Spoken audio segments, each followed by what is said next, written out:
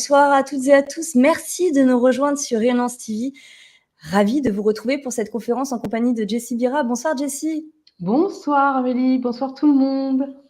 Bonsoir Baptiste, bonsoir Valérie, Capucine, Béa, Virginie, Jacqueline, Maya et Rosie, et évidemment toutes les personnes qui nous regarderont en replay. Ça me fait plaisir de te recevoir Jessie. Moi aussi. Moi Parce aussi, qu'on je se suis connaît contente. d'avant, Rayonnance Oui, TV. oui.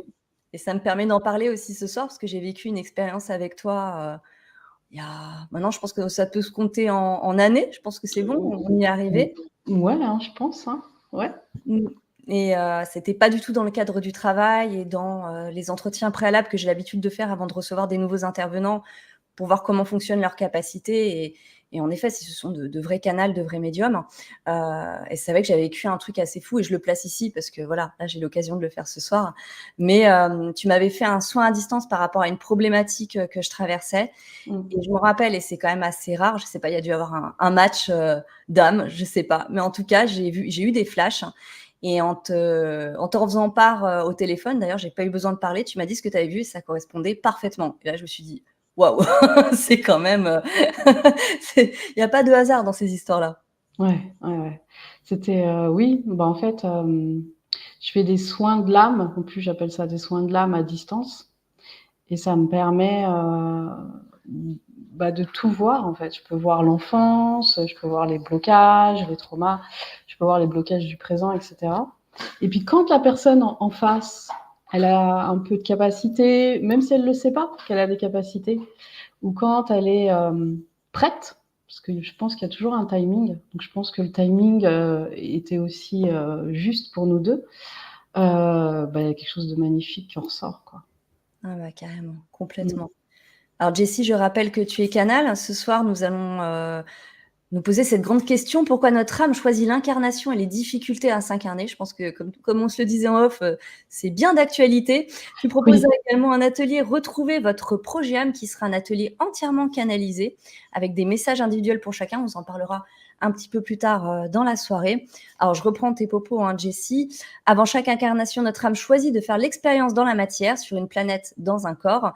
Lors de cette conférence, nous découvrirons les raisons d'un tel choix, les paramètres qu'elle choisit, les alliances avec les autres âmes, les problématiques rencontrées, etc. Je pense qu'on va déborder encore, Jessie.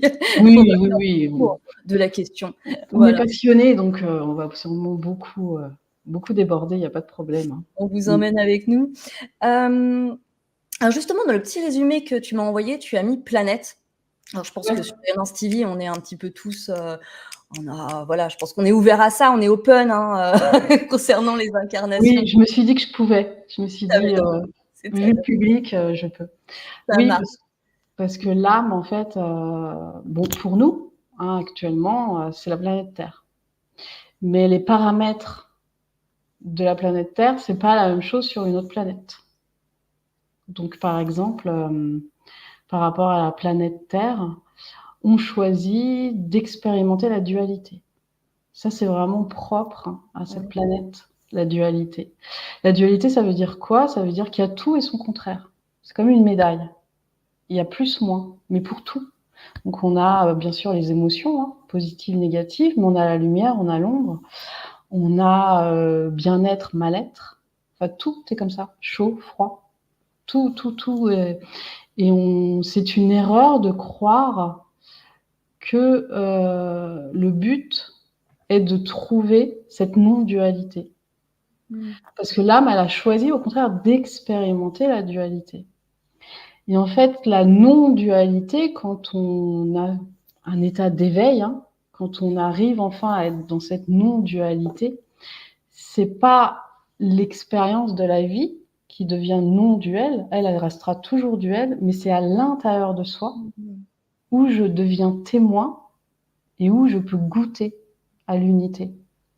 Mais c'est pas ma vie qui va devenir unité. Il y a des fois un amalgame entre l'intérieur de qui je suis et l'extérieur.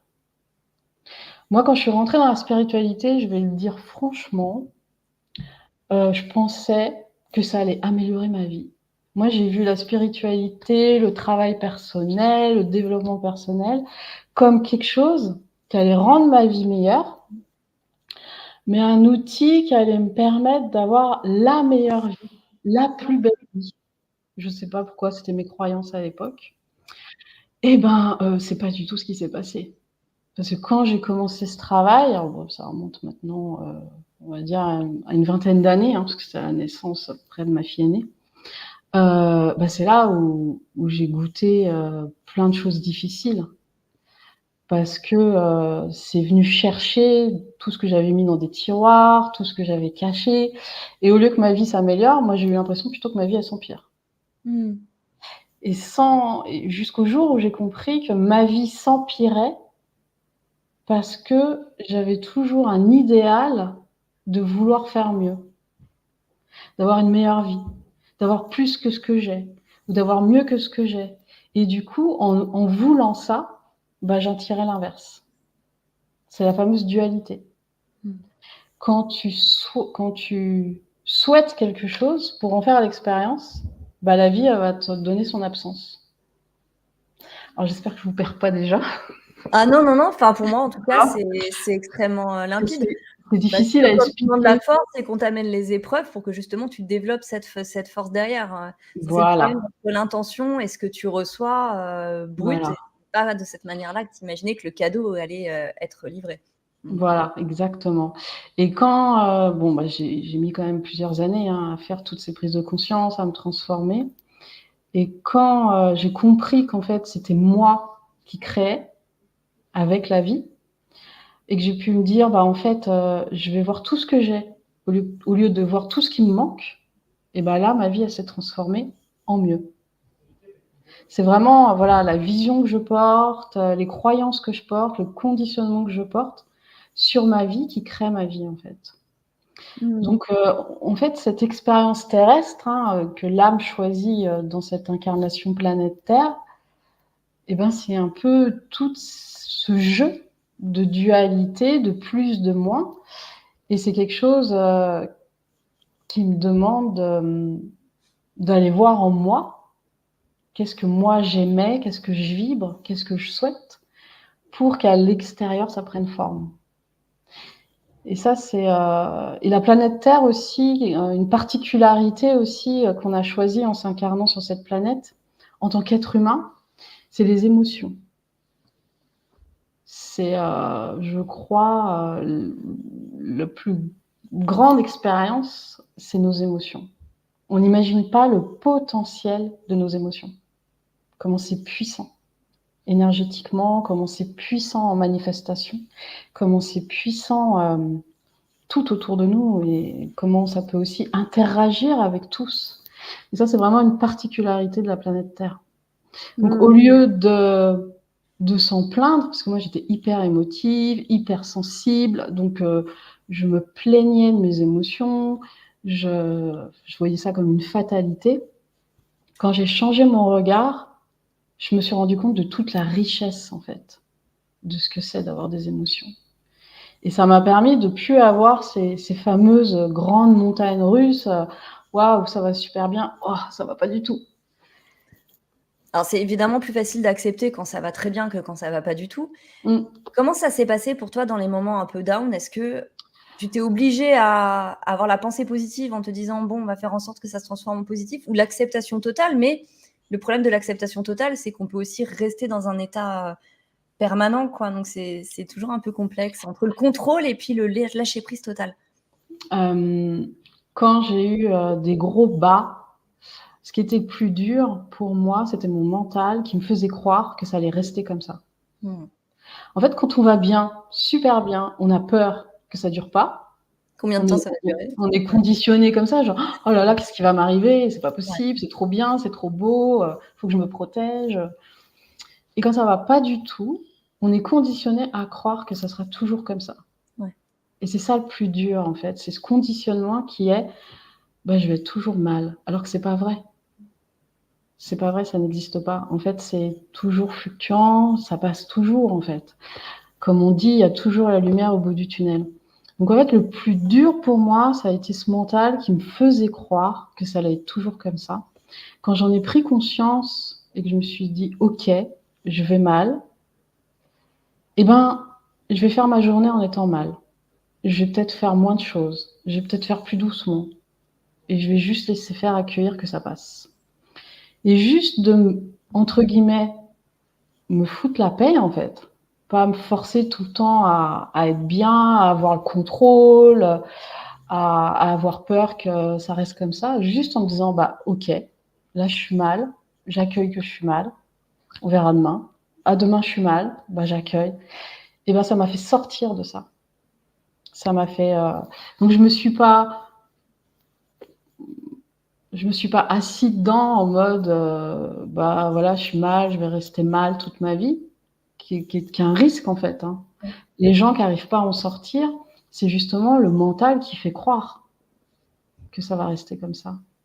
J'ai essayé de plus croire ce mental en me disant, bah non, je vais juste accueillir et je fais confiance que ça va se libérer. Bon, on en parlait juste avant la conférence. Le truc aussi, c'est qu'on a l'impression qu'en ce moment, ça tire par slave, quoi. Ça s'arrête pas. Donc, dès que tu remontes, il y a un autre événement qui s'ajoute encore et encore et encore. Donc, cet état d'esprit positif de se dire que bon, c'est transitoire et qu'à un moment, on va passer à autre chose. Le cap est un peu plus complexe à passer en ce moment. C'est ce qu'on se disait juste avant.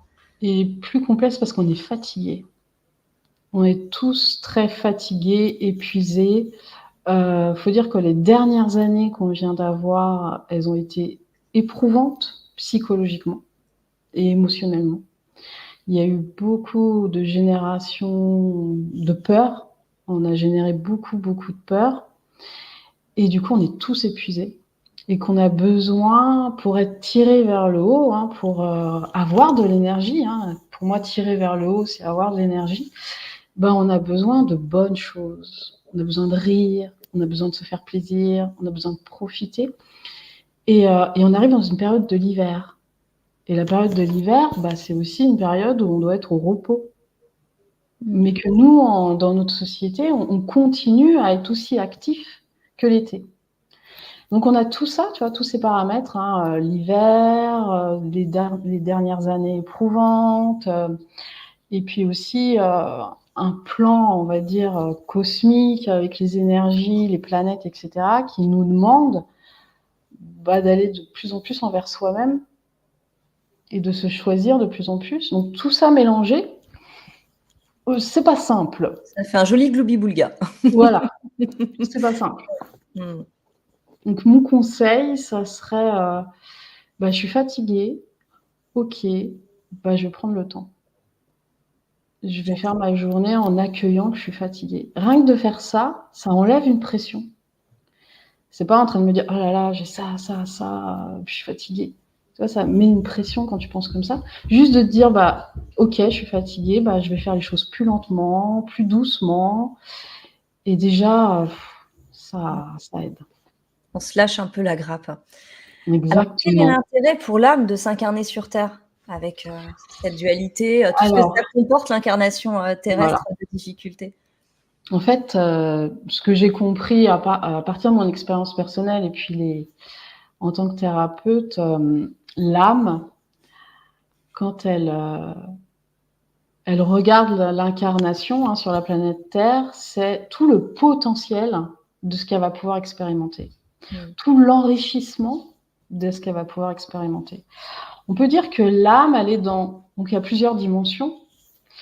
On peut dire que l'âme, elle est dans une dimension où déjà les sensations physiques n'existent pas, la dualité n'existe pas, et qu'elle a très très envie d'expérimenter la vie, très envie de se découvrir aussi elle-même. Parce que quand tu es dans l'unité, tu peux pas te découvrir, parce qu'il n'y a pas l'espace, le relief pour découvrir qui tu es. Ouais. Toi, si t'es dans, imaginons que l'âme, c'est l'océan, pour faire l'expérience d'elle-même, elle va devenir une goutte. Hein, tu vois, elle a besoin de se séparer de ce qu'elle est pour découvrir ce qu'elle est. Donc, l'âme, elle dit, tiens, pourquoi pas aller m'incarner sur Terre pour aller faire l'expérience de l'amour, ou faire l'expérience de la peur, ou faire l'expérience, je sais pas, il y a tellement d'expériences sur Terre, on en choisit plusieurs, bien sûr. Hein.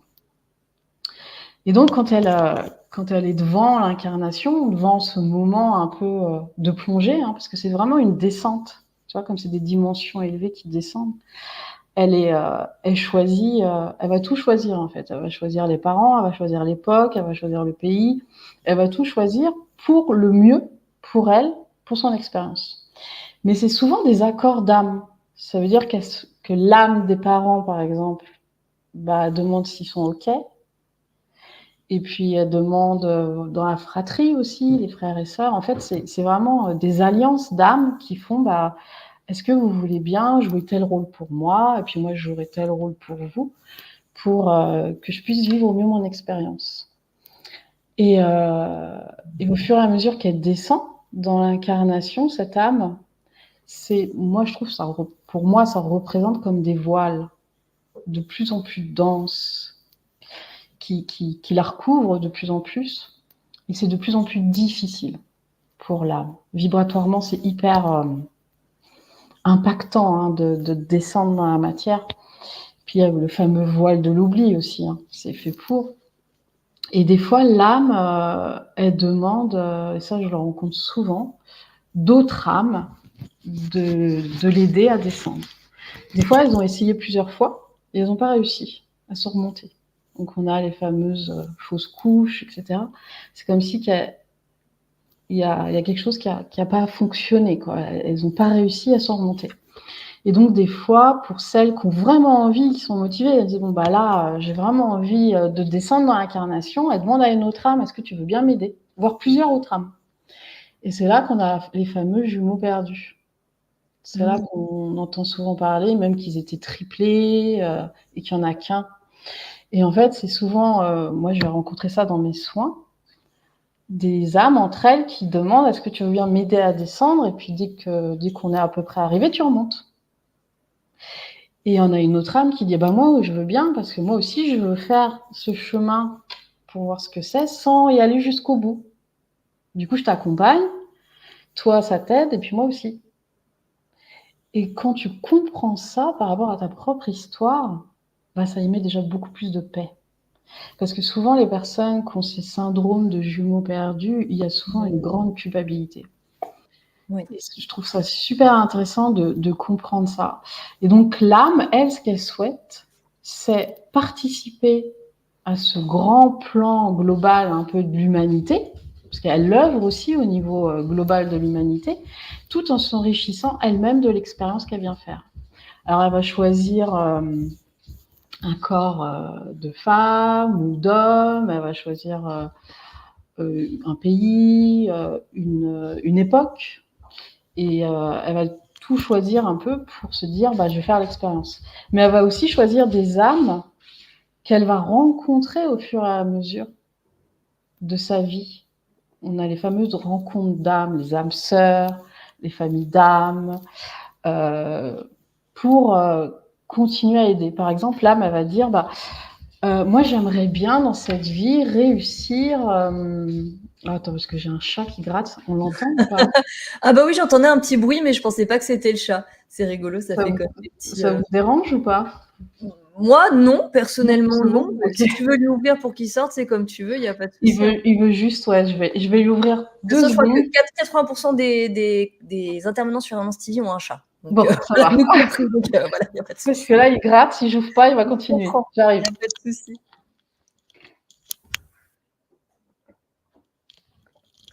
Hop. Voilà. Oui, je disais, par exemple, si une âme, elle dit, tiens, dans cette incarnation-là, voilà, j'aimerais m'éveiller spirituellement. On va prendre cet exemple-là. Mais pour être sûre que je tombe pas dans la matière, pour être sûre que, comme j'aurais peut-être une tendance à être ambitieuse, tu vois, à avoir envie d'avoir une belle carrière, parce que je serais dans une famille où on a manqué d'argent, par exemple, et que j'aurais envie de pas manquer d'argent, ou que j'aimerais que mes parents soient fiers de moi pour leur rendre ce qu'ils m'ont offert, etc. Elle va demander à d'autres âmes si elles veulent bien s'incarner en même temps qu'elle, et elles vont prévoir ensemble des rencontres. Et c'est les fameuses rencontres qu'on a dans une vie où on dit bah, cette rencontre-là, elle m'a changé. Oui. Ou cette rencontre-là m'a ouvert les yeux, m'a transformée. Moi, par exemple, j'avais rencontré une amie au lycée qui, elle, était très portée sur la spiritualité, le développement personnel. Elle avait un grand-père qui avait une bibliothèque incroyable de spiritualité. Et c'est elle qui m'a fait découvrir ça. Et ensemble, on faisait des expériences avec le pendule, enfin, du magnétisme, etc. Et ça m'a permis de développer mes capacités. Alors, j'ai toujours été attirée par ça, mais est-ce que j'aurais été aussi loin si je ne l'avais pas rencontré? Peut-être pas. Voilà. Donc, c'est pour vous donner des exemples que les âmes, ensemble, choisissent ces rencontres. Bien sûr, il y a les rencontres amoureuses, mais il y a les grandes rencontres aussi amicales, qui sont aussi importantes. Puis les rencontres de thérapeutes. Moi, des fois, j'ai des personnes où je me dis, je le sens, il y a quelque chose qui connecte, quand on se parle, quand on se voit, et on sait que notre rencontre a été prévue, en fait. Elle a été Même si prévue c'est entre fugace. les âmes. Même si c'est une rencontre fugace, il y a un message qui est délivré, quelque chose qui fait changer le cours de ta vie. C'est pas forcément la durée de la relation dans le temps qui va faire qu'on va reconnaître ça. Ouais. Ouais. Il y a des relations qui durent dans le temps parce qu'il y a ce besoin pour l'âme que ça dure dans le temps. Par exemple, alors je vais rebondir sur ceux qui ont la blessure d'âme du rejet. Ceux qui ont la blessure d'âme du rejet, hein, c'est ceux qui se sentent seuls, qui se sentent différents, qui disent mais moi je suis pas sur la bonne planète, qui ont des questions existentielles très jeunes. Bon, c'est mon cas. J'avais la blessure du rejet. J'ai eu besoin d'amitié qui dure pour m'aider à évoluer spirituellement. Parce que si j'avais eu que des petites rencontres, bah, je me serais encore crue différente, ou encore seule, ou encore pas normale. Ça m'a aidé, ces longues relations que j'ai encore aujourd'hui, avec les années, pour me dire, bah, en fait, il y a quelqu'un de bizarre comme moi. Ah, cool, je suis pas toute seule. On a les mêmes idées, on a les mêmes. Donc, il y a des relations qui durent pour l'âme, parce qu'elle a besoin. Puis il y a d'autres qui durent pas, en effet, parce que le but est acquis, en fait. La rencontre, elle a apporté ce dont on avait besoin.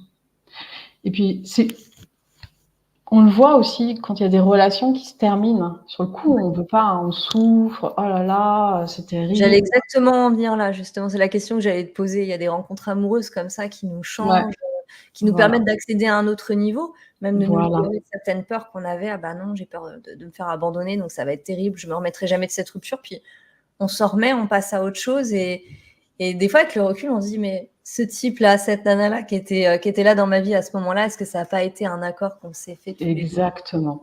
Alors ça, c'est bien qu'on en parle. Parce que là, je vous dis tout ce qui est joli, tout ce qui est positif. Mais il y a tout ce qui est horrible aussi.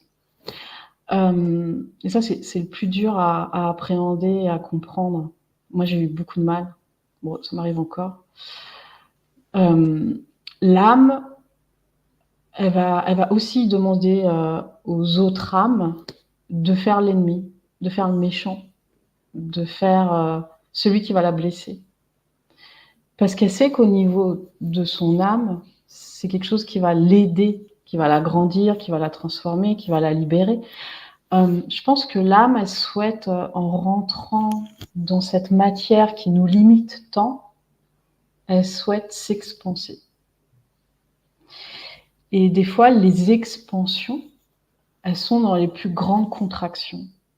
Dans les moments où malheureusement, on parle de souffrance, on parle de difficultés de vie, de situations difficiles.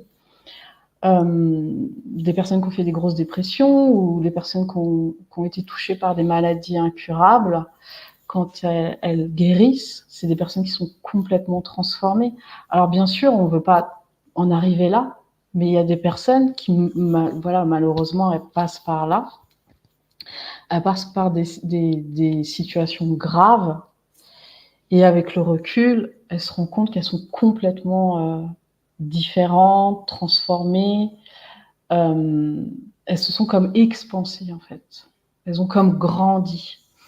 Et donc l'âme, elle va demander à une autre âme, elle va dire, voilà, ce que je vais te demander, c'est difficile, mais est-ce que tu veux bien, par amour, parce qu'on est quand même au niveau de l'âme, on est quand même dans l'amour, est-ce que tu veux bien, par amour, être la personne qui va me faire du mal? Et l'autre âme, par amour, va endosser ce rôle d'être la personne qui va faire du mal. Et c'est terrible parce que l'âme, elle se dit, je me rappellerai pas que c'est moi qui te l'ai demandé, ou je me rappellerai pas que du coup, on va se détester, etc. Et on s'en rendra compte après l'incarnation, en fait. Et ça, c'est quelque chose que j'ai eu beaucoup, beaucoup de mal à accepter, à appréhender.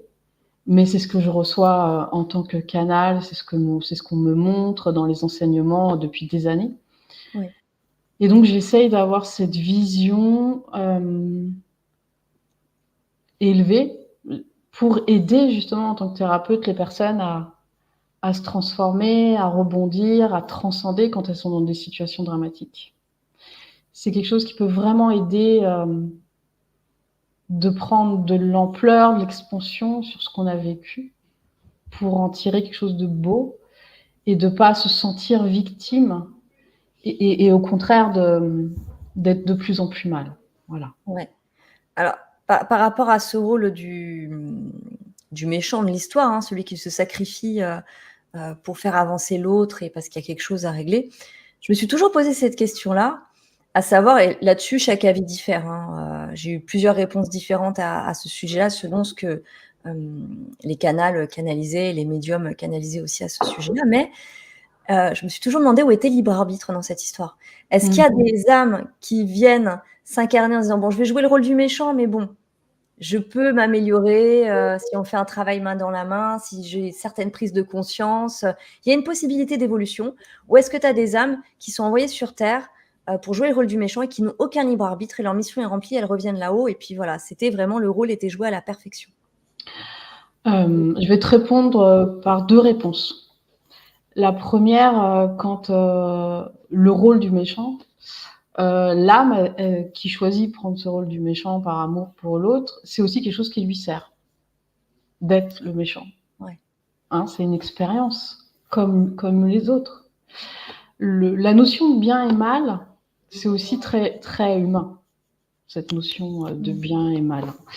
Puis ça dépend aussi du pays, tu vois, des fois, cette notion de bien et mal. Hein, donc, c'est pas toujours évident, mais c'est aussi une expérience, voilà, de jouer le rôle du méchant qui sert l'âme d'être le méchant. Maintenant, pour le libre arbitre, c'est une deuxième réponse. En fait, le libre arbitre, moi, ce que j'ai pris conscience, c'est quand j'ai écrit mon livre Mon dialogue avec la source, justement, je disais, quand j'ai écouté la source, je disais, mais en fait, on n'a pas de libre arbitre. Quand je t'écoute, je dis, c'est fou, tout a l'air choisi par l'âme, etc. Et en fait, ce que j'ai réussi à comprendre, c'est que le libre arbitre, il est peut-être pas au même niveau. En fait, c'est une question de niveau. Pour aider à comprendre, on va prendre les poupées russes. C'est ce qui m'a le plus aidé. Hein. Tu sais, la petite, après la plus grande, la plus grande, la plus grande. On va dire que nous, en tant qu'être humain, on a la toute petite poupée russe. Et puis qu'au-dessus, il y a l'âme. Et puis qu'au-dessus, il y en a encore, il y a le grand soi, puis on monte, on monte, on monte. Et pour moi, le libre arbitre, il n'est pas dans la toute petite poupée. Il est juste au-dessus, au niveau de l'âme. C'est comme ça que je le comprends et que je le perçois. D'accord. C'est pour ça que on a tout intérêt à se connecter à son âme. C'est aussi un peu le sujet de ce soir. On a tout intérêt à se connecter à son âme, à incarner son âme, parce que du coup, là, on va être dans ce fameux libre arbitre. Quand on va être dans l'ego, ça va être compliqué. Ça va être compliqué de créer sa vie. C'est où est-ce que je me situe ? Est-ce que je me situe au niveau de l'âme, au niveau du cœur, ou est-ce que je me situe au niveau de l'ego, le mental ça va être moins facile. Voilà. Ça, c'est ma vision. C'est comme ça que je l'ai compris. Merci, Jessie. Alors, est-ce que je peux te poser 1 ou 2 questions du chat? Ouais, avec plaisir. J'en vois, c'est très intéressante comme d'habitude, c'est toujours pertinent, n'hésitez pas à poser vos questions. Fabienne te demande si chacun choisit son parcours et ses rencontres, il ne sert à rien alors de faire des nettoyages karmiques et autres. C'est vrai que c'est la question qu'on pourrait se poser. C'est une bonne question, Fabienne. Quand j'avais posé la question à la source, parce que je m'étais posé la même question, elle m'avait dit, si on vivait dans le moment présent, on n'aurait besoin d'aucun nettoyage. Mais en fait, on vit pas dans le moment présent. Enfin, moi, en tout cas, j'y arrive pas, hein. Est-ce que c'est même possible de vivre complètement dans le moment présent, de faire une Oui, incarnation humaine bah, il y a totalement des êtres éveillés, il y en a pas beaucoup sur terre, mais oui, Mmh. il y a quelques individus qui arrivent. Et en fait, le nettoyage karmique, nous sert, à avoir de plus en plus d'expansion. Donc oui, justement, cette fameuse expansion, nous sert de plus en plus à faire la paix en soi, nous sert à nous libérer de phobies, de peurs, de schémas répétitifs. En fait, tout sert l'âme. Et lorsqu'on fait ces nettoyages, ça permet de grandir, d'évoluer. Donc oui. Mais si on arrivait en tant qu'être humain à être dans ce moment présent et à être connecté à l'âme, on n'en aurait pas besoin. Mais on n'y est pas encore. On n'y est Donc, pas en encore. attendant, on en a besoin. Mmh. Du coup, j'ai une autre question par rapport à la question de Fabienne. Est-ce qu'il y a des nettoyages karmiques qui ne peuvent pas être faits parce que ça fait partie des conditions de l'incarnation terrestre et que c'est des choses qu'on ne peut pas dépasser dans cette vie-là? Oui, je confirme, ouais. Il y a des choses où de toute façon, ça bloque.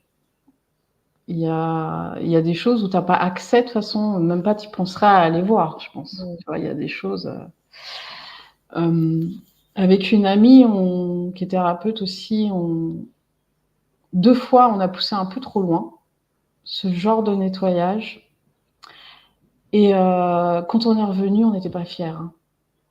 Quand on est revenus, on s'est dit: «Là, on a peut-être été, vraiment, vraiment trop loin», parce qu'on a senti vraiment une grosse fragilité intérieure. Tu vois? Une trop grande, fragilité, vulnérabilité.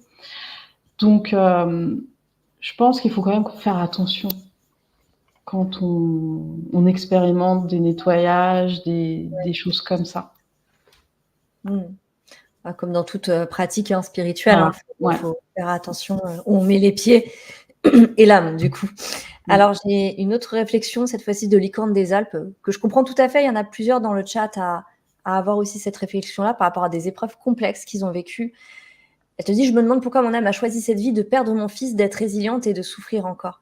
Parce Ouais. que c'est vrai qu'entre la théorie et la pratique, même si, on entend bien d'ailleurs dans les contacts défunts ou dans les contacts guides, souvent on sent ce détachement par rapport à notre condition terrestre. On se dit: «Eh les gars, vous avez oublié, en tout cas pour les défunts, ce que ça fait d'être incarné». Il y a, comme tu disais, les sentiments, la douleur, la souffrance, dont on a l'impression qu'ils sont quasi libérés, voire totalement libérés. Mmh. Il y a une Oui, forme c'est une d'injustice, question c'est vrai, importante. là-dedans quand tu y penses. C'est une question importante qu'il faut absolument poser et moi, c'est là où je bute aussi, hein. Moi, c'est dès que ça touche les enfants, j'y arrive pas. Je me dis: «Bah non, c'est pas possible». Donc en effet, c'est une question importante. Hem, c'est compliqué, surtout la perte d'un enfant. Comment l'âme, elle a pu choisir des épreuves aussi terribles. Je peux pas répondre, à sa place, mais l'âme, elle choisit des épreuves terribles pour aller toucher quelque chose d'autre. Hem, si je prenais un exemple, je vais prendre un exemple terrible qui est les abus sexuels. Moi, c'est quelque chose aussi qui m'impacte énormément. Mmh. Puis en tant que thérapeute, j'en ai eu beaucoup et c'est quelque chose que je comprends pas, comment l'âme, elle peut choisir ça. Et j'avais choisi ça, avec, la source. Je lui avais posé la question et en fait, la source m'avait expliqué, qu'en effet, c'est terrible, hein, c'est pas remis en question, mais que des fois, il y a des choses aussi extrêmes que l'abus, sexuel pour que l'âme aille faire l'expérience que son temple j'allais dire que son corps est sacré, que son corps peut retrouver sa pureté, que son corps lui appartient. Et des fois, il y a besoin d'expériences extrêmes pour faire ce chemin-là. Moi, j'ai quelqu'un dans la famille qui a aussi perdu son fils à l'âge de 10 ans. Ça a été terrible pour toute la famille. Et cette mère, elle a réussi à en faire quelque chose d'autre, en fait. Elle est devenue elle-même thérapeute. Maintenant, elle aide d'autres personnes. En fait, c'est comment une situation aussi dramatique peut se transformer pour faire quelque chose de bon et de bien. Voilà. Mais ça, c'est chacun qui peut y répondre, en fait. Tout à fait. Je vais te poser encore quelques questions du chat, si tu es d'accord, Jessie, avant d'attaquer la suite. Parce qu'après, tu vas nous parler d'un concept dont j'avais jamais entendu parler. On en a discuté juste avant. J'ai fait, mais trop bien, trop bien. Ça va être génial quand on va aborder ça. Donc, je laisse encore un petit peu le suspense. Alors, par rapport à tout ce qui vient d'être dit, tu as une question de Laurie qui te dit: ce que je ne comprends pas, c'est qu'on dit souvent que l'on vit des épreuves que l'on peut supporter. Et pourtant, certaines personnes se suicident parce que la douleur est trop forte. C'est une bonne question aussi. Merci, Laurie. Il arrive en effet des fois que la déconnexion avec l'âme, justement, ça sera le sujet d'après, est importante. En fait, on est déconnecté à son âme et que les personnes, elles sont dans un désespoir total, qu'elles ne voient pas justement la lumière au bout du tunnel. Je ne sais pas pourquoi j'ai cette image qui revient plusieurs fois dans cette conversation. Et qu'elles choisissent de se suicider. C'est un choix qui est très tabou avec la religion, qui est très dénoncé, etc. Mais je pense que c'est un choix. Voilà. Et qu'il faut respecter ce choix. Mais c'est souvent, justement, quand les personnes, elles sont plus connectées à leur âme et du coup, l'âme, elle va remonter et puis elle va refaire d'autres expériences. D'accord. Anna te demande: que penser des âmes qui choisissent une vie sans embûches, sans grande souffrance? C'est vrai qu'on en connaît tous dans notre entourage quelqu'un qui, en plus, a pas forcément une manière correcte de se comporter avec les autres toujours, mais on a l'impression qu'il est pépouze, tranquille, lui, il vit pas trop de drame, ça a l'air d'aller bien. C'est une expérience pour l'âme aussi d'avoir des vies cool. Après, peut-être qu'elle œuvre pour d'autres âmes aussi. On ne le sait pas. Peut-être que ces âmes sans embûches, sans souffrance, elles œuvrent pour elles-mêmes, mais aussi pour d'autres âmes, en étant telles qu'elles sont. Mais c'est vrai qu'on a toujours l'impression que ça tombe sur les mêmes, alors que pas du tout. Je pense que si on faisait un camembert, il y a aussi des gens très bien qui ont des vies sans embûches. Oui, bah oui. J'avais une autre question sur le thème dont on parlait juste avant, le rôle du méchant. J'essaie de la retrouver. C'était Benjamin qui te disait: pourquoi tu t'incarnes en faisant le méchant, mais que quand tu remontes et on te pose la question de comment tu as aimé, c'est quand même complètement paradoxal. C'est que par rapport au bilan dont beaucoup parlent, qui se passe dans l'au-delà, le bilan de vie, ton âme, elle se juge comment? Ce bilan, moi, ce que j'en ai vu et compris, c'est soi-même. C'est pas une force extérieure qui vient ou un procès. Alors, en fait, c'est soi-même. Justement, on a souvent rapporté des gens qui étaient proches de la mort, d'avoir comme un film qui défile très très vite de leur vie. Et ce que j'en ai compris, c'est que c'est nous-mêmes qui faisons notre propre bilan de ce qu'on a fait de notre vie. Pour moi, le rôle du méchant, c'est vrai que j'avais beaucoup de mal à l'appréhender, mais c'est un rôle comme le rôle du gentil. En fait, l'âme, elle choisit toujours d'expérimenter par pur enrichissement. Et elle va pas... elle a pas ces notions... elle n'a pas ces notions de bon et de mauvais comme nous, on peut avoir. Quelque chose qui m'a aidé à appréhender ça, même si c'est pas l'idéal, mais que peut-être ça peut aider quelques personnes, c'est C'est que c'est un peu comme un jeu vidéo où quand on joue au méchant et puis qu'après on lâche les manettes, bah on n'est pas ça. Ou comme les enfants dans la cour de récréation, quand ils jouent aux méchants, aux gentils, aux voleurs, aux policiers, à la maman, au docteur, bah une fois que la récréation elle sonne, ça redevient qui ils sont.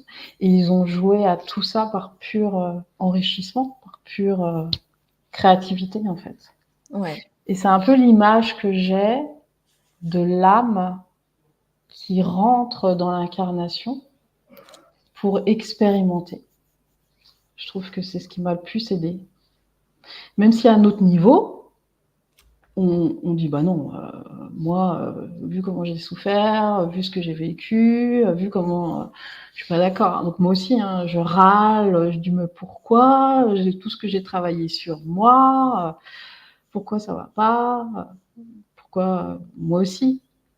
Et puis après, je réessaye de me reconnecter et puis ça va mieux. Mais je comprends que c'est hyper dur à appréhender parce que même moi, j'ai encore mal. Mais c'est normal aussi, ça nous ramène dans une certaine réalité par rapport à notre parcours terrestre de pas réussir à tout faire, hein. Ouais, Je pense que tu es ouais. d'accord, il y a quand même une certaine, normalité Et ça, là-dedans, c'est hein. important ouais, de se rendre compte que, et ça, heureusement, maintenant, ça fait longtemps qu'on s'en est rendu compte, que le but de notre expérience, elle n'est pas de remonter, elle est d'incarner cet être spirituel, cette âme. Et c'est pas en fuyant, mais en étant là, en étant présent, qu'on peut vraiment changer les choses. Moi, pendant des années, malheureusement, maintenant je me rends compte, j'ai fui. Je partais tout le temps dans mon imaginaire, ou je partais tout le temps à méditer, ou je partais tout le temps à vivre des expériences mystiques. Et puis ma vie de tous les jours, elle se dégradait parce que j'étais pas là. C'était une sorte de fuite en fait. Alors ça m'a appris beaucoup de choses, mais concrètement, j'avais tout à refaire. Moi, je me rappelle d'une vision que mes guides m'avaient envoyée. Ils m'avaient envoyé, j'étais dans un désert. Et ils m'ont dit, bah, c'est ça ta vie. Du coup, ça m'a calmée. Je me suis dit, je veux pas. Et c'est là qu'ils m'ont dit, bah, c'est en bas que ça se passe. T'es venu pour être en bas. Et quand j'ai pris conscience de ça, bah, il a fallu que je remonte les manches et que j'incarne le plus possible dans la matière. En fait, c'est ça le but de l'âme, c'est d'être dans la matière, de s'incarner, d'être dans les sensations physiques. C'est incroyable d'être dans les sensations physiques en conscience. C'est incroyable de sentir une émotion, c'est incroyable de sentir l'amour, la tendresse, même la vulnérabilité. C'est incroyable pour l'âme. Toutes ces palettes de saveurs, de sensations, de ressentis, de sentiments, d'émotions. Sauf que nous, bah, on a l'impression que c'est la cause de nos tourments. Et plus on va chercher à les fuir, et plus le corps va mettre des alarmes pour nous dire c'est ici que ça se passe. Et plus on va se prendre des obstacles, etc. Donc on a tout intérêt à aimer l'incarnation, à aimer la matière, à aimer d'être dans un corps, parce que du coup on va goûter à tout le côté positif et enrichissant de cette expérience. Alors, avant d'aller plus loin, Jessie, on va présenter, ton atelier. Oui. Alors attends, je le cherche, où est-il? Il est là! Donc Jessie, tu nous proposes, un atelier intitulé «Retrouvez votre projet âme», donc c'est un atelier entièrement canalisé qui aura lieu le vendredi 1er mars à 20h30. Tu nous proposes de découvrir l'histoire de notre âme, nos potentiels spirituels pour cette incarnation et notre contribution au niveau collectif et individuel avec une, canalisation, pour chacun des participants. Je te laisse, Voilà. ajouter, ce que tu veux ajouter. Oui, en fait, je me connecte enfin, je ne sais pas comment je fais, mais je remonte le temps et je me connecte juste avant que l'âme elle choisisse de descendre. Et quand je me connecte à ce moment-là, parce que je l'ai fait plusieurs fois pour plein de personnes, et en fait, quand je me connecte à ce moment-là, bah, je sens l'âme, toute son excitation, tout son enrichissement, tout ce qu'elle a envie.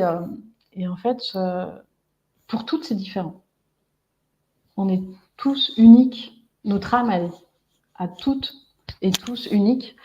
Et je vais aider les gens en me connectant à ce moment-là, de leur dire, bah voilà, ton âme, elle est comme ça, elle est comme ci, et elle a choisi de faire cette expérience parce qu'elle a envie de s'enrichir de ceci, de cela.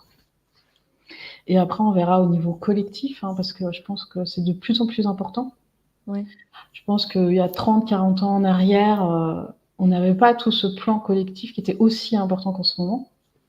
En ce moment, pour moi, on est vraiment dans un point de bascule qui va durer encore plusieurs années, mais si on est là à cette époque, c'est qu'on fait partie du plan collectif. Et donc, j'en parlerai aussi pour chacun. Merci beaucoup, Jessie. Donc, le lien de l'atelier est sous la vidéo et dans le chat en permanence. Et puis, vous pouvez évidemment vous rendre sur www.rayonnancetv.com pour consulter l'offre d'atelier, dont celle de Jessie. Alors, Jessie, bon, on a fait un petit teasing. Hein, de quoi allons-nous parler ce soir? Tu m'as dit qu'il y avait quelque chose qui était en lien avec des problèmes d'incarnation dans le corps. Ouais. Les problèmes d'incarnation, c'est hyper important et c'était vraiment quelque chose que je voulais traiter ce soir lors de mes consultations, enfin de mes séances de soins. Je me rends compte de plus en plus, et là, il y en a énormément de personnes, que leur âme n'est pas dans leur corps. Donc, comme je te disais avant qu'on soit à l'antenne, des fois, j'ai des âmes qui sont au-dessus du corps, qui n'habitent pas du tout le corps. J'ai le cas d'âmes à côté du corps, et puis des fois derrière le corps. Alors, il y a plein de raisons pour ça. Donc, j'avais une femme où son âme était complètement à gauche. Et en parlant avec elle, elle m'a appris qu'elle avait eu un accident à cheval et qu'elle était tombée de tout son long du côté droit. Et en fait, l'impact a peu projeté l'âme. Donc, tout ce qui est accident de voiture, c'est pareil. Des fois, l'âme, elle est en haut, peut-être parce qu'il s'est passé quelque chose dans la petite enfance ou même dans le ventre de la maman. Ah oui, ça aussi, il faut que j'en parle, c'est hyper important. Ou aussi parce qu'il y a des conditionnements. Moi, j'avais un conditionnement que j'ai découvert à 10 ans quand j'ai perdu ma grand-mère. En fait, ma grand-mère, c'était tout pour moi. Et je l'ai perdue d'une maladie grave. Et la petite fille de 10 ans, elle s'est dit, c'est le corps physique qui est responsable de son départ. C'est pas elle qui a voulu partir, c'est son corps physique. Moi, c'est comme ça que je sais pas, que j'ai réagi. Et du coup, je voulais pas être dans mon corps. Parce que du coup, mon corps, il peut choisir de dire, je m'en vais. Tu vois, ou il peut choisir que je tombe malade. Donc, il a fallu que je traverse ça, que je traverse toutes les émotions de la petite fille que j'avais gardées en moi, que j'avais laissé coincer, pour que je redescende dans mon corps. Il y a un autre cas que j'ai rencontré plusieurs fois. Je crois que j'en avais parlé à l'ancienne conférence qu'on a fait avec Anatole. C'est au moment de la naissance. Des fois, la maman, j'ai rencontré plusieurs fois ce cas, a très peur pour son bébé, pour X raisons, hein. Peut-être grossesse difficile, ou parce que l'accouchement se passe mal.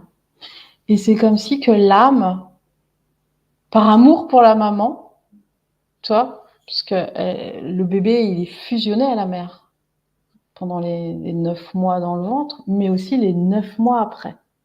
C'est-à-dire qu'un enfant, un bébé, comprend qu'il n'est pas sa maman qu'à 9 mois. Donc c'est là où justement on a les cauchemars qui apparaissent. Et comme ce bébé il est fusionné à la mère, j'ai des personnes, 20, 30, 50 ans, où leur âme elle est encore dans l'utérus de la mère. Ah oui, c'est particulier. Voilà, c'est fou. Hein. Mais ça génère plein de problématiques. Parce que quand tu es dans le ventre de ta maman... Excuse-moi, je te coupe, mais c'est pas forcément des personnes qui ont un lien fusionnel avec leur mère. Non. C'est pas forcément en lien avec ça. Il n'y a pas d'indice à ce niveau-là. D'accord. Non, c'est souvent en lien avec la naissance. Comment s'est passée la naissance. Et Et c'est un peu dramatique parce que ces personnes-là ont beaucoup de difficultés à être dans le monde extérieur. Parce que comme elles sont censées être dans le ventre, alors c'est symbolique, hein, c'est pas, je suis vraiment dans le ventre de maman, hein, mais il y a quand même une grande part de l'âme, parce que l'âme, elle se défragmente. Il y a quand même une grande part de l'âme qui reste dans le ventre. Et du coup, quand tu es dans le ventre, tout ce qui est extérieur est dangereux. Quand tu es dans le ventre de la mère, tout l'extérieur est dangereux pour ta vie. Et du coup, ces personnes qui sont encore connectées à une grande partie de leur âme dans l'utérus de la mère, bah, tout ce qui est extérieur est dangereux.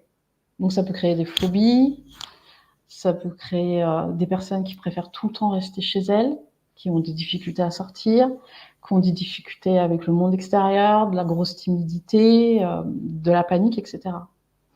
Les personnes qui sont décalées, ou derrière ou au-dessus, habitent pas leur corps. Du coup, c'est des personnes qui, des fois, ne sentent pas leur corps.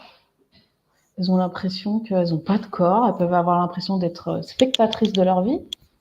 Le corps peut, du coup, somatiser, parce qu'il appelle l'âme. Ça peut donner des sensations de vide. Tu sais, des fois, je me sens vide, ou j'ai le ventre, j'ai un trou dans mon ventre, c'est vide. Parce que l'âme, elle n'est pas là, elle n'est pas dans le ventre. Comme je t'expliquais, moi, j'ai eu des problèmes. J'ai eu 2 grosses sciatiques qui ont été super douloureuses. Et inconsciemment, je m'en suis pas rendu compte. Heureusement, c'est un ami thérapeute qui m'a dit « Mais Jessie, t'habites pas ton bassin et tes jambes. » Je fais « Comment ça, j'habite pas mon bassin et mes jambes ?»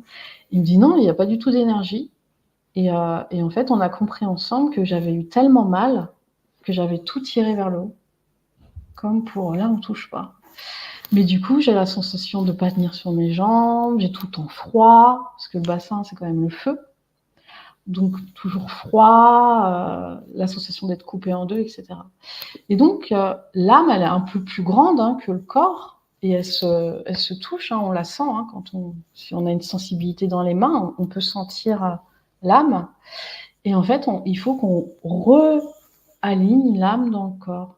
Il faut qu'on réintègre l'âme pour être pleinement dans sa vie, pour être pleinement connecté à elle, et pour que le corps soit aussi en bonne santé.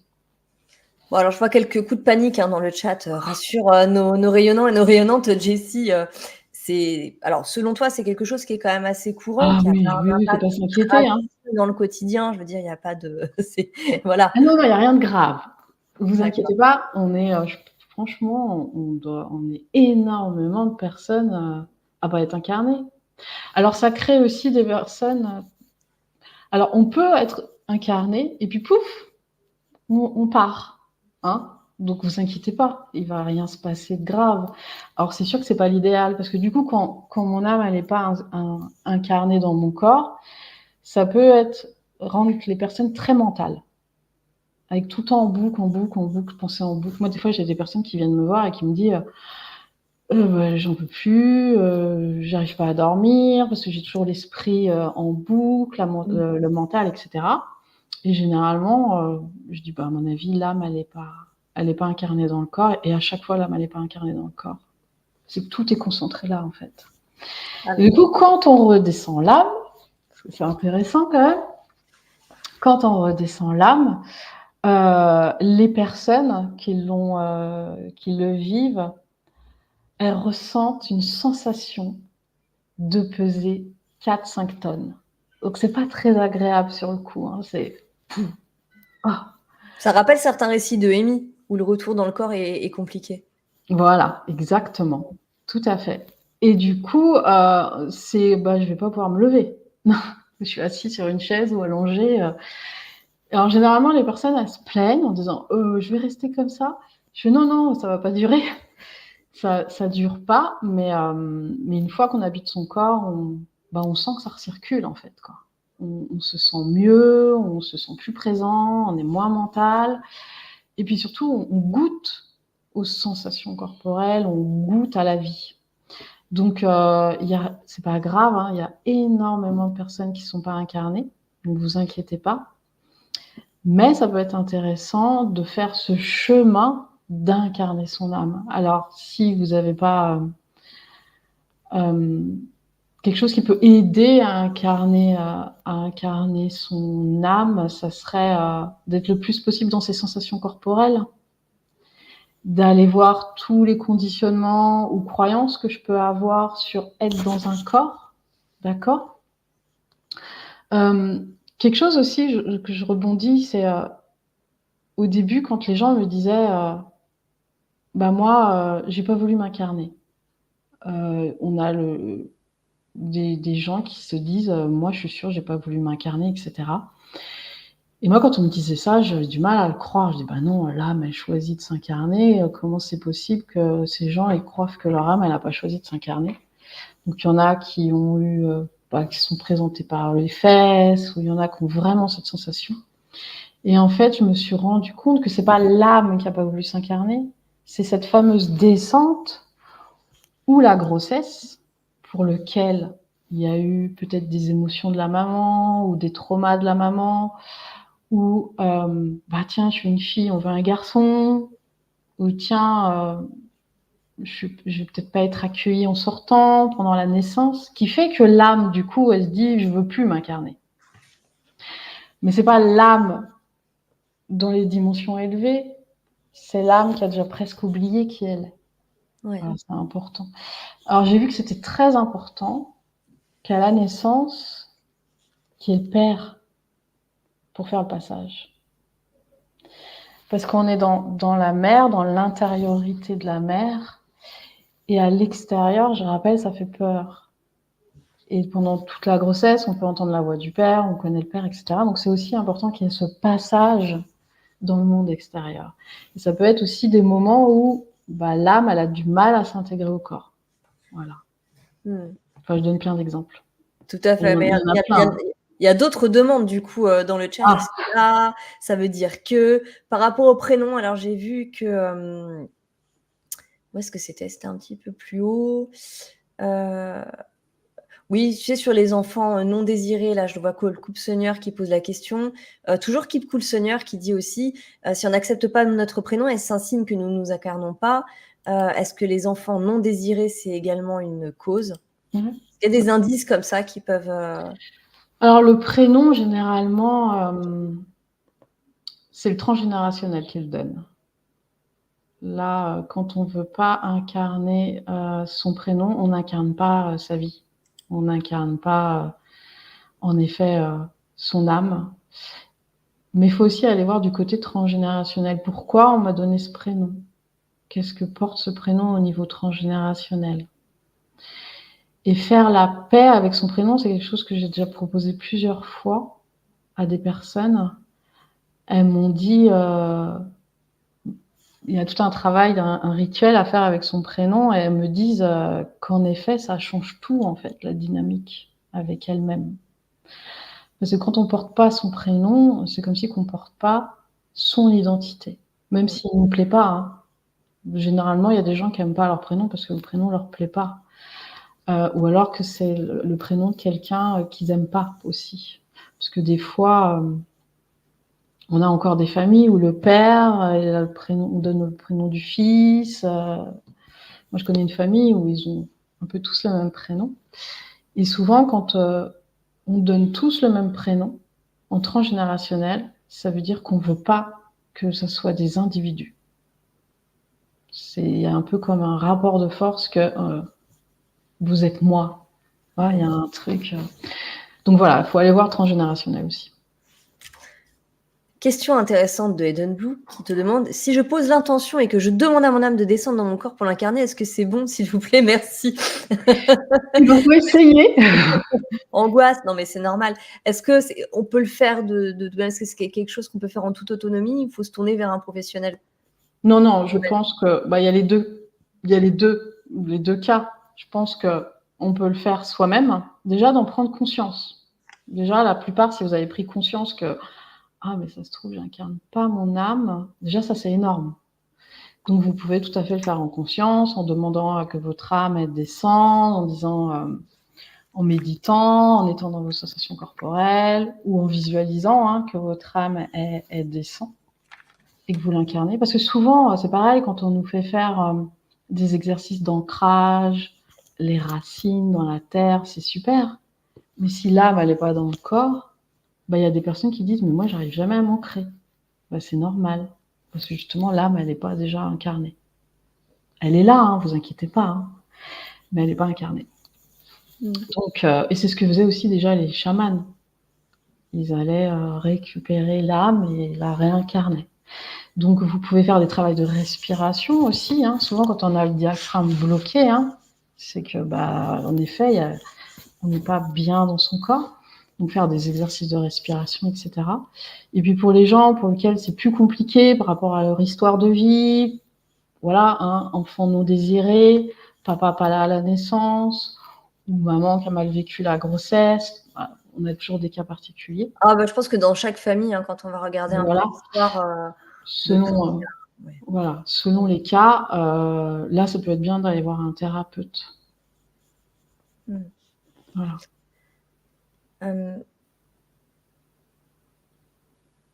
Comment tu fais la différence entre une problématique qu'a choisi, là je passe directement à autre chose, à moins que tu voulais encore parler de ce thème-là, mais ok. Comment tu fais la différence dans ta vie de tous les jours entre une problématique qu'a choisi ton âme parce que tu dois la surmonter, et puis une forme de situation qui répond au libre arbitre humain pour une situation, tu vois, passagère, pour une élévation du moment, quoi. Comment tu fais la distinction entre des choix entre quelque d'âme chose qui a vraiment été choisi par l'âme, qui doit être traversé et vécu, et quelque chose où tu as une forme de libre arbitre parce que c'est un petit bonus. Tu t'es dit, tiens, allez hop, je vais me rajouter ça en plus. Ma vie n'est pas assez mouvementée. Pour moi, le hasard n'existe pas. Donc, pour moi, tout est lié. Et tout sert l'âme. Donc, pour moi, et puis tout est dans l'instant présent. Tout est toujours à créer. Donc, l'âme, elle est toujours là, même si elle n'est pas incarnée dans le corps, hein, vous inquiétez pas. On est quand même relié à son âme. Donc, tout est juste pour l'âme, même si nous, en tant qu'humains, on ne trouve pas ça juste. On se dit, c'est bon, avec tout ce que j'ai traversé, ou tout ce que j'ai travaillé, etc. J'ai l'impression que plus on fait confiance, après ça c'est encore un avis personnel, mais plus on fait confiance à son âme, à la vie, et plus on peut surfer sur les vagues. Plus la vie devient magique et avec laquelle on peut créer de belles choses. J'avais envie de vous en parler dans cette conférence. Je propose aussi des constellations familiales depuis peu, donc j'en ai fait plusieurs, pas beaucoup, mais j'ai eu la chance, dans une constellation familiale, d'être la vie, de représenter la vie. Et j'ai été super surprise. Alors déjà, c'est la plus belle expérience que j'ai vécue, parce que c'est incroyable d'être la vie. Mais en fait, ce qui m'a bluffée, c'est que la vie, elle est là pour nous bousculer, en fait. La vie, elle est là pour nous remuer, nous réveiller, nous bouger. Elle n'est pas là pour nous bercer, en fait. Et puis, on le voit, hein, quand on est, comme si que la vie, elle veut qu'on réagisse. Alors, il y avait... moi, ça a été un vrai... ça m'a choquée. Parce que moi, j'avais plutôt l'image de faut suivre la vie, faut couler avec la vie, faut s'aligner avec la vie, et la croyance que quand ça va bien, j'ai bien fait, et quand ça va mal, j'ai mal fait. Et il a fallu que je me déconstruise de ça pour que je comprenne que quand la vie, elle me bouscule, c'est pour mon bien.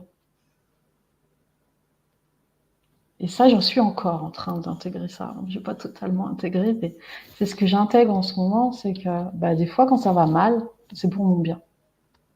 Quand la vie, elle me bouscule, quand elle ne m'offre pas ce que je veux, quand j'ai des empêchements, des obstacles, des personnes que j'avais peut-être pas envie de rencontrer, je sais pas, j'imagine plein de choses, c'est pour mon bien, en fait. Alors sur le coup, je vais pas m'en rendre compte, mais en fait, la vie, elle sert toujours l'âme aussi. Et elle, ce qu'elle veut, c'est qu'on soit en mouvement, la vie. Pas qu'on soit statique comme ça à rien faire. Donc, si ça peut aider. Tout à fait. Alors, je dirais qu'il y a une espèce de magnitude, tu sais, des épreuves de vie. Il y a des fois où on se dit: «Bon, ça va, le rythme est correct» et puis on en parlait en début de conférence où il y a une accumulation, ça arrive, ça défile, on a à peine le temps, paf, paf, paf. Est-ce que le degré d'ouverture spirituelle, parce que tu en parlais aussi en début de conférence, tu disais: «C'est à partir du moment où j'ai arrêté de courir après une libération via mon éveil spirituel que j'ai vu mes épreuves diminuer». En tout cas, tu l'as pas dit avec ces termes-là, hein, tu les as appréhendés autrement.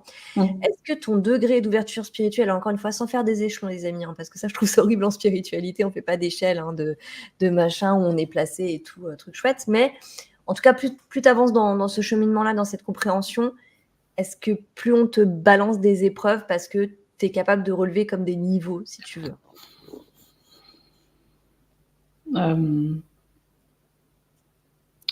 Si je regarde, si je regarde mes plus grosses épreuves, parce que j'en ai eu quand même des costauds, les plus grosses épreuves que j'ai eues, c'est celles où j'étais enfermée et dépendante. Et pour lesquelles la vie m'a retiré des choses et qu'il a fallu que je découvre que j'étais forte ou que j'étais grande ou que j'étais à la hauteur. Pour moi, ça a été mes plus grosses épreuves, peut-être parce que mon âme souhaitait que j'en fasse l'expérience. Donc aujourd'hui, ça m'a complètement transformée en tant que femme. Est-ce que c'est dû à mon évolution spirituelle? Je pense que mon évolution spirituelle, aujourd'hui, j'en récolte. Aujourd'hui, j'en récolte les trésors, mais je pense que ça rajoute un degré de plus dur. Tu sais, on est hyper conditionné, on s'imagine pas. Mais on est hyper conditionné dans le genre, plus tu travailles dur, plus tu es méritant. Mmh. Plus c'est dur, plus le soin il est dur, plus tu vas être libéré. Et ça, c'est des conditionnements que j'avais énormément. Ouais. Et je pense que ça a rajouté une couche de plus dur. Ou genre quand c'est long, t'iras plus loin. Et en fait, non. C'est du conditionnement. Donc, il faut faire attention à ça aussi, à comment on est conditionné. On a des épreuves parce qu'on en a besoin pour nous transformer et faire cette expansion. Et puis, on a des épreuves parce qu'on se les attire soi-même avec nos conditionnements aussi. Comment tu sais que tu as véritablement dépassé quelque chose, que tu as libéré du karma, que tu t'es libéré d'un truc? Parce qu'entre le mental qui dit: «Non, mais c'est bon, je me suis libéré», et puis des fois, tu te retrouves avec une situation qui revient 5 mois, 6 mois, 2 ans plus tard, ça te met mal. Tu te dis: «Ah, finalement, c'était peut-être pas totalement libéré non plus». Est-ce que ça se ressent? Est-ce qu'on a Ouais, des indices? ouais, c'est une bonne question. Alors déjà, c'est normal d'avoir plusieurs fois des, des blocages, des épreuves qui se ressemblent en disant j'ai déjà bossé, je comprends pas. Parce que des fois, il y a cette forme de spirale hein, qui évolue, donc du coup, tu repasses, mais sur un autre niveau. Donc ça, c'est important de prendre conscience que ça ne veut pas dire que j'ai mal libéré, ça veut dire que je le revisite dans un autre niveau. Donc, il ne faut pas s'en vouloir. Tu te rends compte que tu as dépassé quelque chose par la paix que tu ressens en toi, par le fait que tu t'identifies plus au petit personnage qui souffre, comme si tu peux t'observer, te dire ah tiens, je me vois là, je me vois réagir comme ça, ou je me vois dire ça, ou je me vois m'auto-saboter.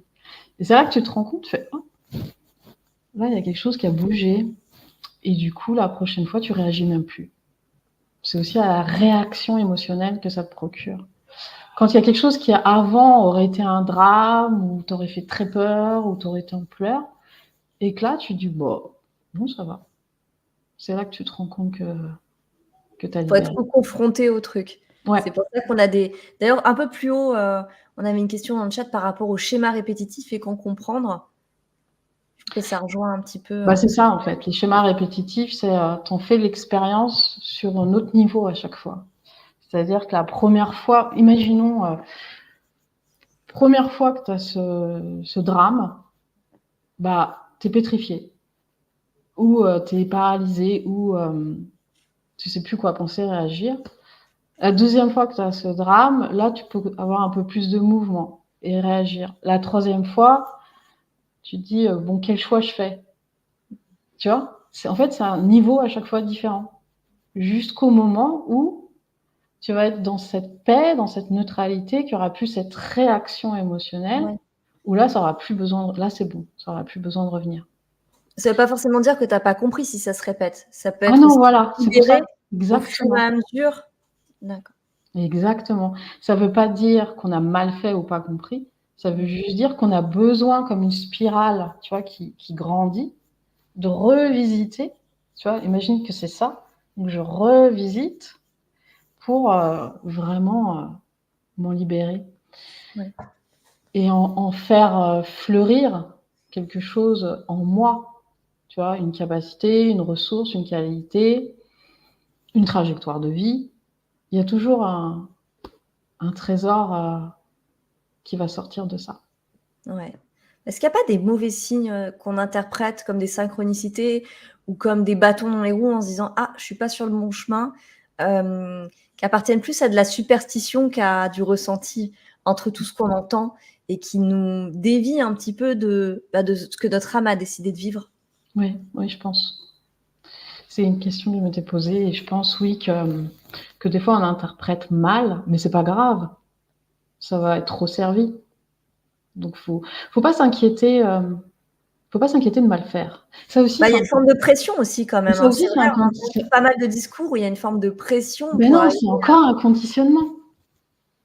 ouais.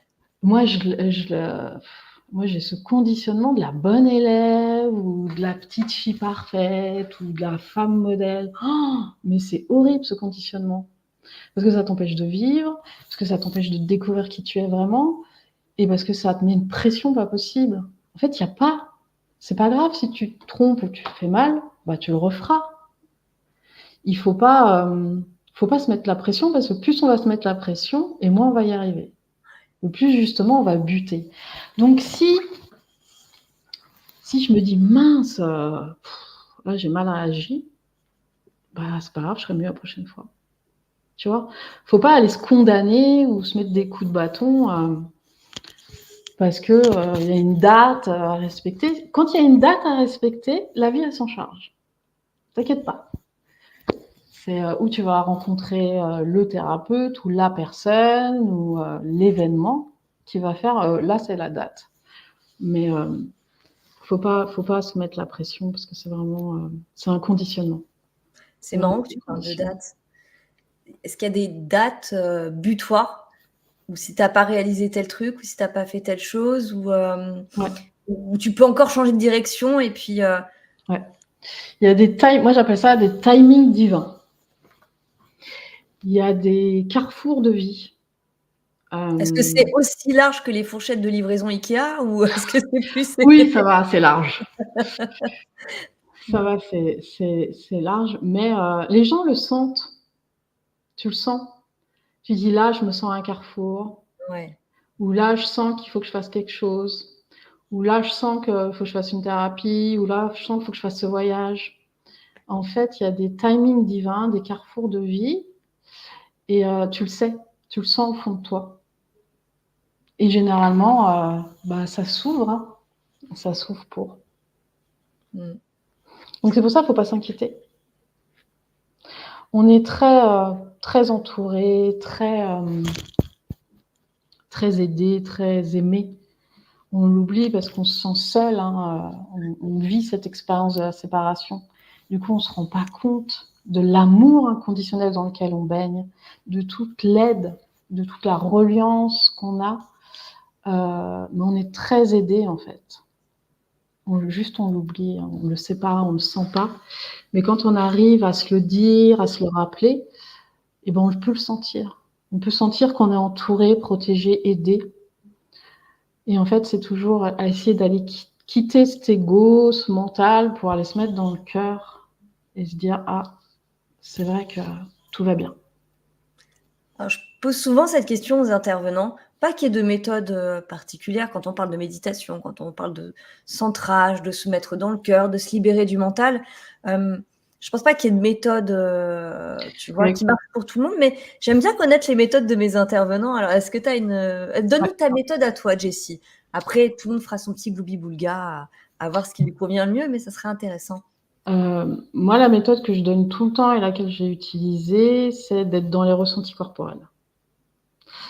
Pour quitter son mental, c'est, juste tiens, là je sens, que j'ai les fesses posées sur une chaise, je sens le dossier sur mon dos. Tu vois, juste de se mettre dans ces sensations physiques et quand tu te mets dans tes sensations physiques, tu es dans le moment présent. Tu as plus de pensée. C'est tout de suite. Quand je marche, je me mets dans mon bassin ou dans mes pieds.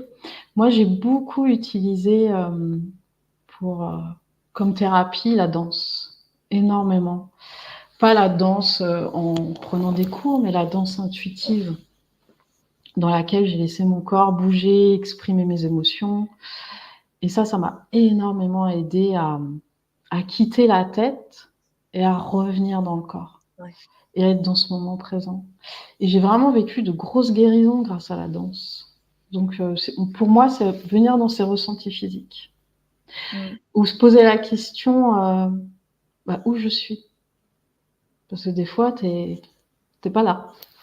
En fait, c'est le mental qui peut te percher. Ah mais oui, mais Mais c'est c'est ça. Parce que mental. des fois, on nous dit moi, je m'étais déjà pris une fois, il y a longtemps, j'allais dire la réflexion, pas que j'étais vexée, mais souvent on me disait: «Amélie, tu es il y a quelque temps, tu es là-haut, tu es pas bien ancrée». Je me disais: «Punaise, pourtant, je suis très mentale, quoi». Donc et d'ailleurs, c'est, des fois, je me dis: «Zut», je me dis: «Zut, mais bon, c'est comme ça, hein». Et je me disais: «Je comprends pas ce truc de C'est pas être, nerveux, ouais, c'est ancrée». mmh. Et tu vois, à travers tes mots, je comprends mieux du coup à quoi ça correspond parce qu'en fait, c'est de pas être intégré vraiment dans son corps, Dans tes ressentis dans ses corporels, ressentis, tout humains, simplement. ouais, Hein, d'être humain incarné ça me quoi, fait quoi d'être assise? Qu'est-ce que je ressens à l'intérieur de mon corps? En fait, la majorité des personnes, elles savent pas ce qu'elles ressentent parce qu'elles sont pas là, elles sont là. Là, comment je me sens? Je me sens bien, je me sens heureuse de te parler, tu vois? Je me sens, je c'est ça que je ressens à l'intérieur de moi. La majorité, on est là, on se rend pas compte qu'on est bien ou qu'on n'est pas bien. Moi, des fois, quand les personnes réintègrent leur corps, elles me font: «Ah! J'ai mal partout. En fait, je suis toute contractée de partout». Tu vois? Tout comme ça. Parce qu'on n'est pas là, on est là et du coup, tu as tout ton corps qui et du coup, tu ressens toutes les tensions, toutes les douleurs. Moi-même, moi-même, je suis obligée, des fois de revenir, hein, parce que la vie de tous les jours, fait que je pars et quand je reviens, je fais: «Ah oui, c'est vrai. Ouais, je suis partie trop longtemps là, j'ai mal partout» et en fait, dès qu'on n'est pas là, notre corps, il se verrouille et dès que je me mets en moi, ça se détend, tu vois? Ça et dès que je suis là, donc pour moi, c'est ça c'est tout simple et si on fait ça plusieurs fois par jour, ça transforme, beaucoup de choses. Mmh. Qu'est-ce que je ressens? Qu'est-ce que j'ai envie? Qu'est-ce qui me ferait du bien? Tu vois, c'est des questions essentielles qu'on se pose jamais. Moi Et puis et ouais, puis on est très sollicité. Le téléphone portable, la télé, les réseaux sociaux, on est très, très sollicité visuellement. Et le visuel, c'est le mental. C'est une catastrophe. Alors qu'on a besoin de revenir à l'intérieur. Et là, ça va être le toucher. Quand tu vas à l'intérieur, tu touches ou tu fermes les yeux, ou tu écoutes, ou tu goûtes, mais tu essayes de plus utiliser tes yeux. Dès que tu as les yeux ouverts, tu es à l'extérieur. Dès que tu fermes les yeux, tu es à l'intérieur. ouais. Genre rien que ça. Ah mais c'est sûr, mais tu sais ce moment privilégié, moi c'est un moment qui m'aide beaucoup d'ailleurs. C'est celui d'avant de tomber vraiment dans le sommeil où tu te sens partir des fois. D'ailleurs, tu as un sursaut, tu fais ah, je m'en vais. Mais c'est ce moment où ton mental se détache complètement et où justement tu es dans l'obscurité, tu es prêt à dormir, il n'y a pas trop de bruit normalement à l'extérieur. Tu es quand même dans les conditions optimales pour essayer cet exercice. Et puis après, c'est des trucs que je reproduis, tu vois, dans ma journée. Si je peux juste fermer les yeux 2-3 minutes, sans forcément tomber dans un sommeil bien profond, mais pour être ouais. Ouais, Ça, déconnecter, c'est c'est vrai que quelque le chose. visuel te remet tout de suite dans le mental, c'est impressionnant. Ah ouais, c'est une catastrophe le visuel.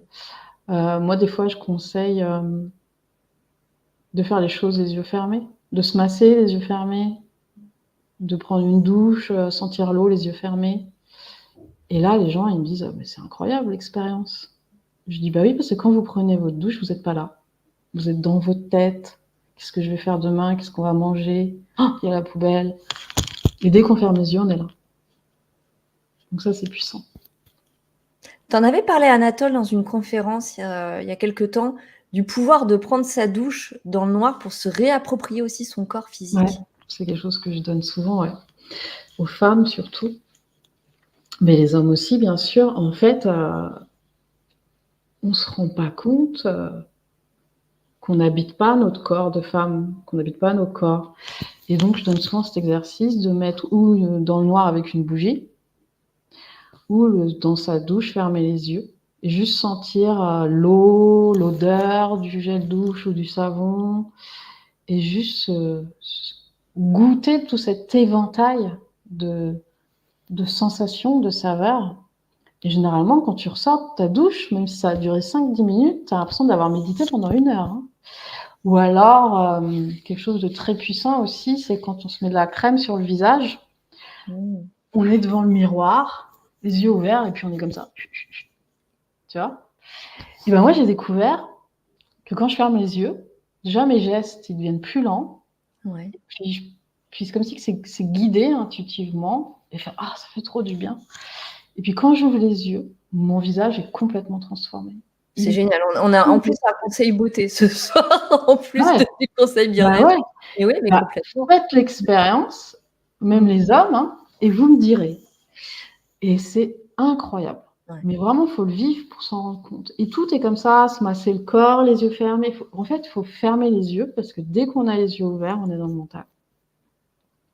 C'est fou, hein? Bah justement, hein, les rayonnants et les rayonnantes vont peut-être bientôt fermer leurs 12 yeux pour passer une très belle nuit. Merci beaucoup, Jessie Bira pour Avec cette plaisir. conférence, comme d'habitude, pleine d'enseignements, toujours très intéressante, qui répond à de nombreuses questions. Tu as d'ailleurs quelques commentaires dans le chat, dont celui de Boubou qui te dit « Ton discours est très libérateur pour moi, Jessie. » Merci. Alors, je rappelle ton atelier qui aura lieu le vendredi 1er mars à 20h30. Retrouvez votre projet âme, c'est un atelier canalisé. Le lien est sous la vidéo et sur www.rayonnancetv.com dans la section boutique.